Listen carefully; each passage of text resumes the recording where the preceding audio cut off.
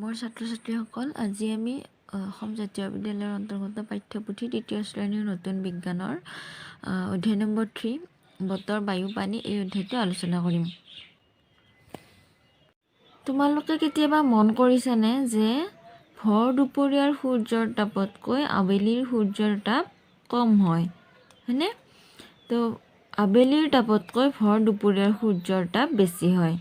তো এতিয়া মই তোমালোকক ক'ম দুপৰীয়া কিয় সূৰ্যৰ তাপ বেছি হয় আৰু আবেলি কিয় সূৰ্যৰ তাপ কম হয়। তো ইয়াৰ আগতে তোমালোকে জানিব লাগিব যে সূৰ্যৰ চাৰিওফালে পৃথিৱী ঘূৰে আৰু এবছৰত সূৰ্যৰ চাৰিওফালে পৃথিৱীয়ে এপাক সম্পূৰ্ণ কৰে। আৰু লগতে তোমালোকে জানিব লাগিব যে সূৰ্যৰ চাৰিওফালে যেনেকৈ পৃথিৱীখন ঘূৰি আছে তাৰ লগে লগে পৃথিৱীখন নিজৰ মাজতো ঘূৰি আছে।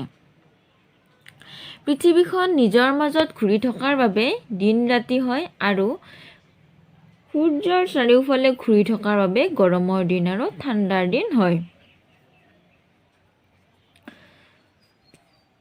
চোৱা, ইয়াতে দেখুৱাইছে এইটো সূৰ্য আৰু এইটো চাৰ্কলটো হৈছে, ভিতৰৰ চাৰ্কলটো হৈছে পৃথিৱী আৰু ওপৰৰ এইটো ডট ডট দিয়া চাৰ্কলটো হৈছে বায়ুমণ্ডলৰ তৰপ।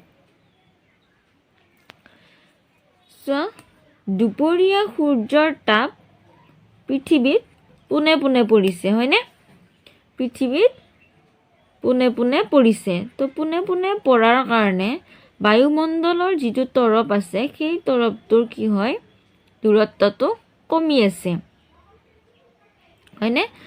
তো ইয়াৰ দূৰত্ব কমাৰ বাবে সূৰ্যৰ পৰা অহা তাপ আৰু সূৰ্যৰ পৰা অহা ৰশ্মি বেছিভাগে কি কৰে, পৃথিৱীত পৰে।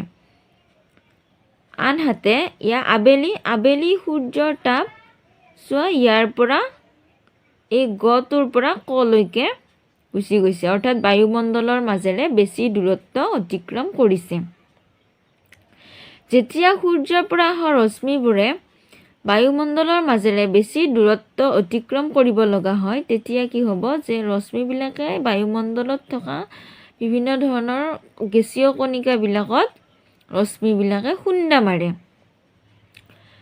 গেছীয় কণিকাবিলাকত ৰশ্মিয়ে খুন্দা মাৰে। খুন্দা মাৰাৰ ফলত সেই ৰশ্মিবিলাক ছিটিকি যায়, অৰ্থাৎ এনেকৈ খুন্দা মাৰি সেইডাল ৰশ্মি এনেকৈ ছিটিকি যায়, এনেকৈ খুন্দা মাৰি এনেকৈ ছিটিকি যায়।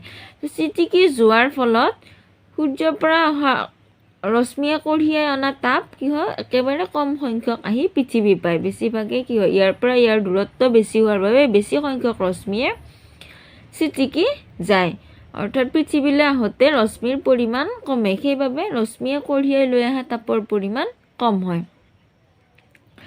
তো দুপৰীয়া কম দূৰত্ব অতিক্ৰম কৰিব লাগে, বেছি ৰশ্মি পৃথিৱীত আহি পৰে, তো সেইবাবে এই ৰশ্মিয়ে কঢ়িয়াই অনা তাপৰ পৰিমাণ বেছি হয়। ৰশ্মিৰ পৰিমাণ বেছি হোৱাৰ বাবে তাপৰ পৰিমাণো বেছি হয়। তো ইয়াতে ৰশ্মিৰ পৰিমাণ কম হয়, হয়নে? তাপ পোহৰ কঢ়িয়াই অনা ৰশ্মিৰ পৰিমাণ কম হয়, যিহেতু ইয়াৰ দূৰত্ব বেছি হোৱাৰ বাবে বেছি সংখ্যক ৰশ্মি অতিক্ৰম কৰোঁতে কি হয়, বায়ুমণ্ডলত থকা কণিকাত খুন্দা খাই ছিটিকি যায়, অৰ্থাৎ সেইটো ঘূৰি যায়, পৃথিৱীত নপৰে। তো সেইবাবে ইয়াৰ আবেলি সূৰ্যৰ কি হয়, সূৰ্যৰ তাপ কম হয়, কিন্তু দুপৰীয়া সূৰ্যৰ তাপ বেছি হয়। এতিয়া বুজি পালা? তো ইয়াতে তোমালোকক কেইখনমান গৰম বেছি হোৱা ঠাইৰ নাম দিয়া আছে। যিবিলাক ঠাইত গৰমৰ দিন বেছি ঠাণ্ডাৰ দিন কম হয় সেইবোৰক গ্ৰীষ্ম প্ৰধান ঠাই বুলি কয়। যেনে ভাৰত, আমাৰ দেশখন গ্ৰীষ্ম প্ৰধান ঠাই হয়। ভাৰত, শ্ৰীলংকা, কোৰিয়া এইবোৰ দেশ গ্ৰীষ্ম প্ৰধান ঠাই।